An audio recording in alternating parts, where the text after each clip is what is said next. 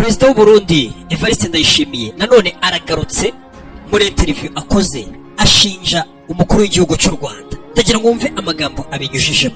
Gusa mbere yuko twumva perezida w'u Burundi ijambo abinyujijemo, reka nongere mbanze nkwibutsa, uribuka ko Kongo yemeye ko igomba guhura Kongo yagiye muri Angola, bahura n'umuhuza muri Angola, ndetse baravuga bati twemeye guhura na M23. M23 nayo iravuga ngo tuzajya guhura kuko na Kongo nta kibazo kirimo.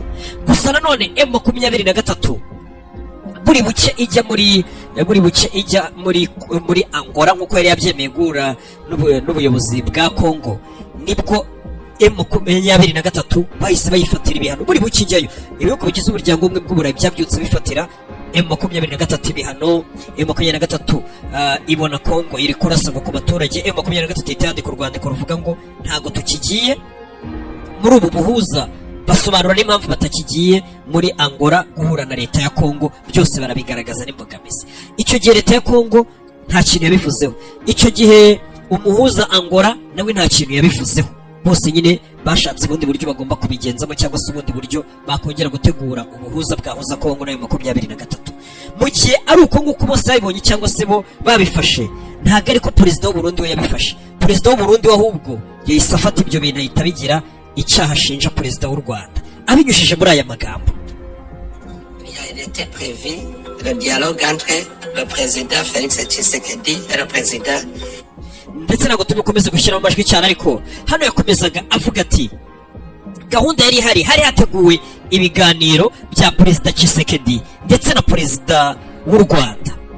Ati ibyo biganiro ntabwo perezida w'u Rwanda yabigiyemo, byagombaga kubera i Rwanda. Nibyo biganiro byagombaga kuba nyine wa mwaka ushize. Ati ibyo biganiro mwaka ushize mu kwa 12 ndakeka. Ati perezida w'u Rwanda ibyo biganiro ntabwo yigeze abijyamo.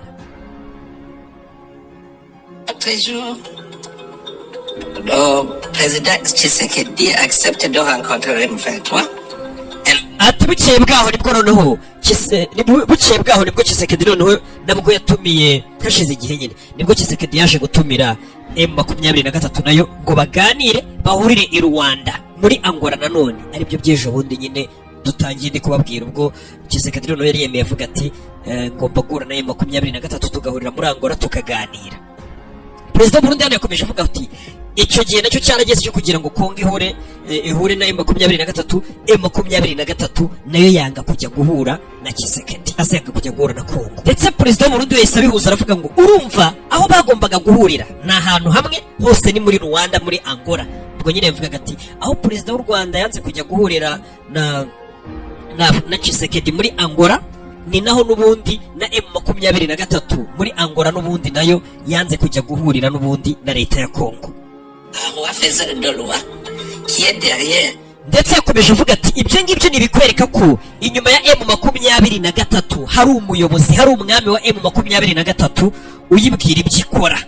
Umva icyo kintu hano yahise abihuza aravuga ati kuba perezida w'u Rwanda yaranze kujya muri Angola na M23 ikaba kujya muri Angola guhura na Kongo, nubwo impamvu twese twazisobanuye cyangwa se tuzizi twese, nta n'uwigeze zitindaho.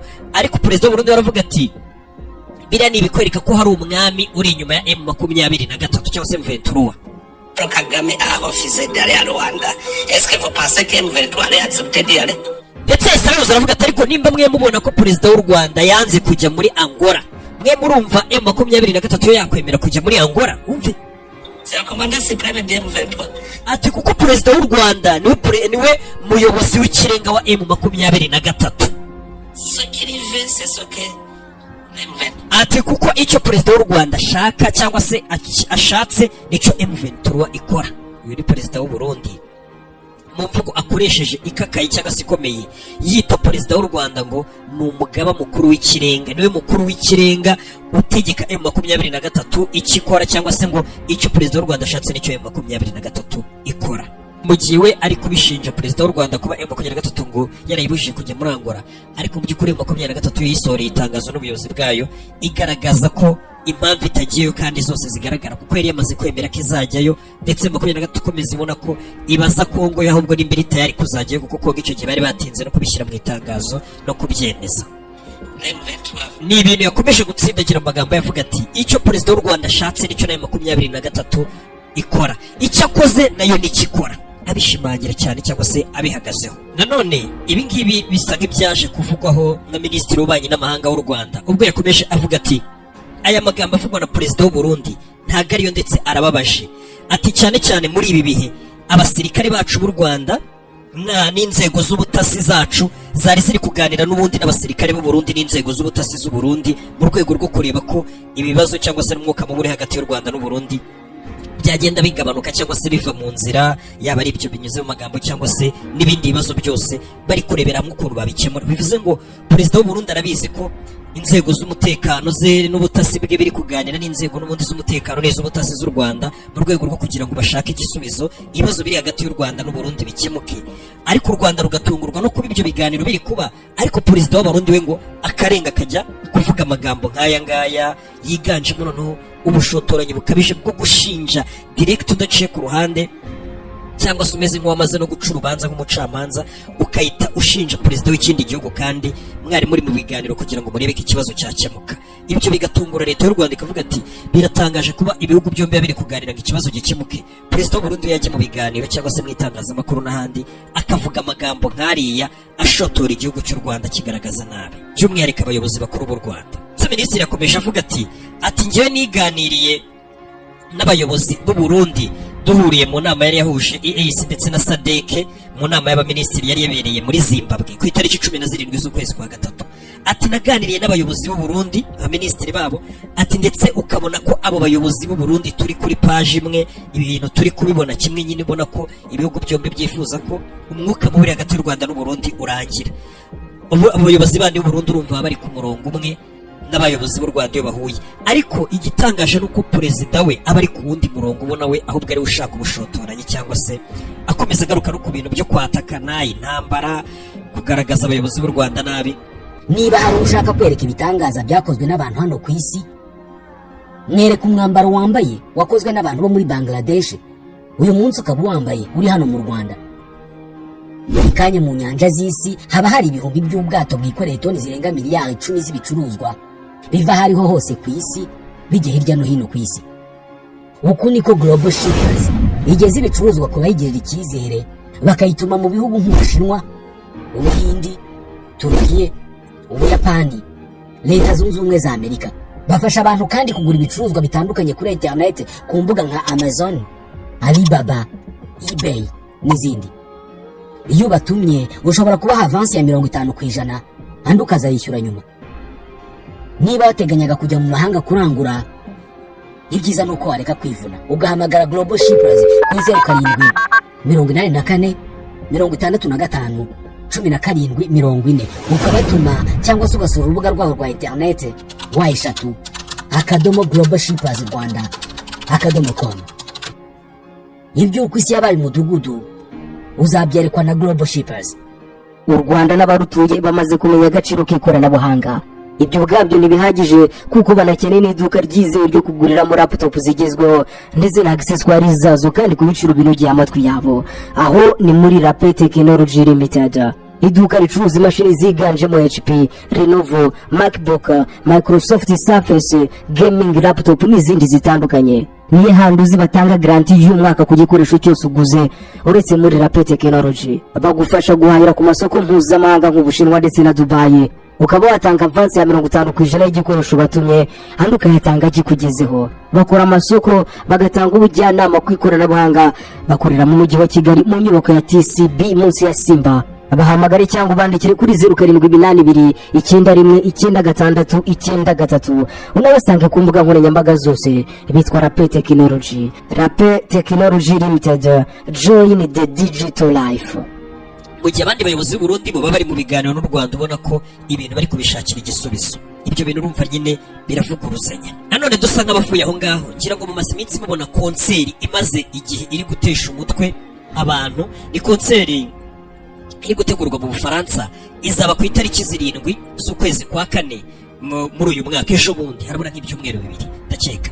Ubundi iyo tariki ni itariki bizwi ku isi yose ko n'ahantu hose ko ni itariki mu Rwanda baba bari kwibuka abazize jenoside yakorewe abatutsi yakozwe mu 1994. Ni umunsi nyine wubashywe, ni umunsi isi yose mujya mubibona hirya no hino, ibihugu byose hafi ya byose byifatanije n'u Rwanda mujya mubibona. hafi ya byose. Gusa hari umuhanzi bita James muramuzi uno wo muri Congo ariko akorera umuziki mu Bufaransa cyane, ni icyamamare mpuzamahanga arazwi cyane.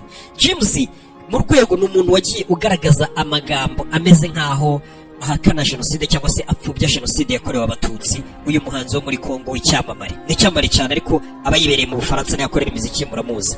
Uyu James yateguye konseri ku itariki 7 z'ukwezi kwa kane, umunsi bizwi ko mu Rwanda bari kwibuka abazize jenoside yakorewe abatutsi. James yese ategura konseri ye yitwa ngo Solidarité Congo, mu rwego ngo rwo kugira ngo akusanye amafaranga azava muri iyo konseri, ngo ayo mafaranga azayafate ayafashishe ngo ayanyujije muri UNICEF, igiye nk'umuryango ufasha abana ariko binyuze mu muryango w'abibumbye, mu rwego rwo kugira ngo abana ngo bahuye n'ibibazo mu burasirazuba bwa Congo, ngo n'izi ntambara ziri kuhaba ahita bishyira no ku Rwanda.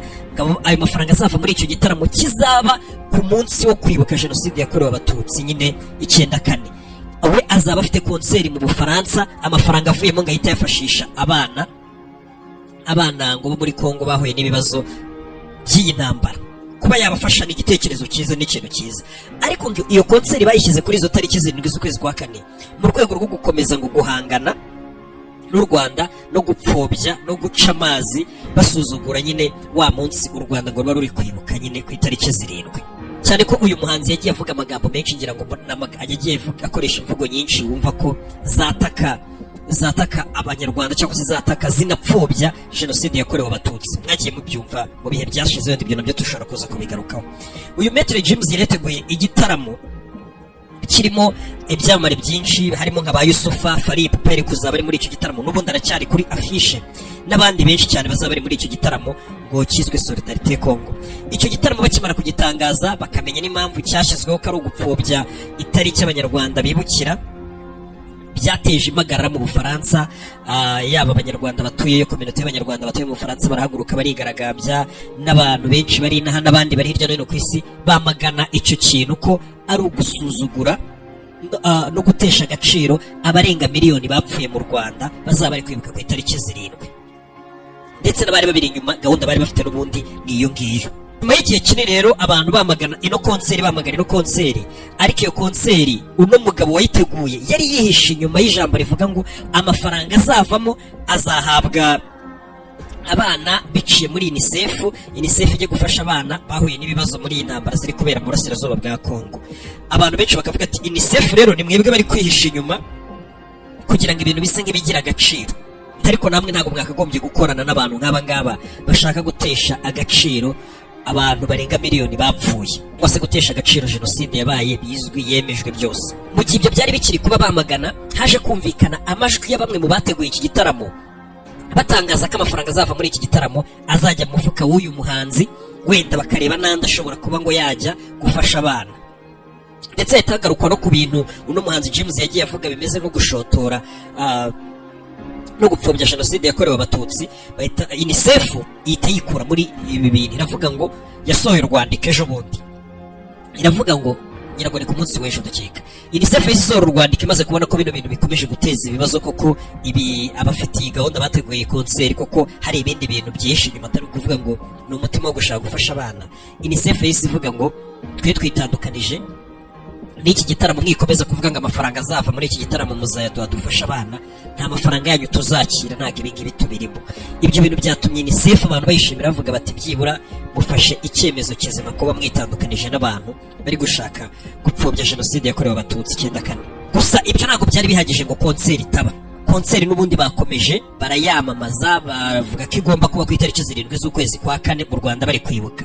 Gusa nanone uyu bamwita meya w'umujyi wa Paris yasohoye urwandiko mu ijoro ryahise, hari ejo ku munsi ejo ku itariki 25.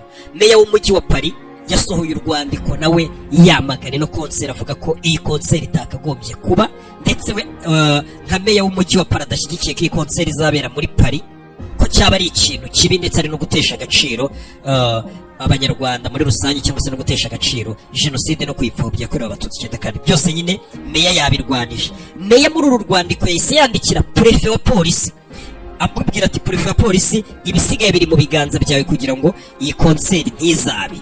harabura ibyumweru 2 ndakeka kugira ngo iyi konseri ibe, ndetse bikavuga ko ngo uyu meya w'umujyi wa Paris n'ubundi we ari umuntu usanzwe yifatanya n'abanyarwanda, cyane cyane urabizi n'abadiaspora bari hanze mu bihugu byo hanze bajya bagira iminsi yo kwibuka nyine iyo turi mu cyunamo, n'ubundi we ngajya ajya kwifatanya n'abanyarwanda bo muri iriya mijyi kwibuka.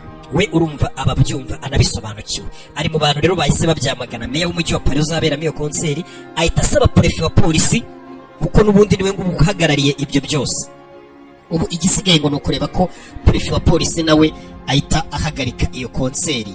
Gusa nanone we hari n'igihe atayihagarika ikaba yaba, gusa ni konseri ubona ko n'ubundi yamaze kugenda iterwa icyizere, cyangwa se hagaragazwa impamvu ziyiri inyuma. Nimba meya w'umujyi azaberamo yayamaganye, ugasanga abantu bari kuyamagana hirya no hino, ndetse ubu ngubu babishyize mu maboko ya polisi, ndetse ukabona na UNICEF nayo bwayise byikuramo, iravuze ngo mwikora konseri imeze nk'ipfobya jenoside, mushatse kudukoresha izina ryacu ngo muzaduha amafaranga azavamo, nta mafaranga yanyu tuzakira. Ubu hategerejwe kureba nimba koko ku itariki, ni konseri imaze kurikoroza cyane, yirirwa ivugwa hirya no hino, ituma abantu baterana amagambo cyane. Reka dutegereze turebe nimba prefe w'umujyi cyangwa se prefe wa polisi ari buze kuba nawe yahagarika ino konseri, kuko niwe bura wenyine gushyiraho iteka avuga nk'uko yabisabwe na meya, agahita avuga ati iyi konseri ntabwo ikibaye. Gusa ngo niyo yaba n'ubundi ngo urupapuro cyangwa se bamaze gusaba uburenganzira abadashyigikiye ko iyi konseri iba, by'umwihariko abanyarwanda n'inshuti zabo n'abandi bose bumva agaciro k'ibi bintu, ngo iyi konseri niyo prefe wa polisi yayireka ikaba, ariko ngo iyi konseri izaba hari abantu benshi bari kwigaragambya aho izabera, bafite amapankarite n'ibindi byose ngo bari kwamagana iyi konseri aho izabera.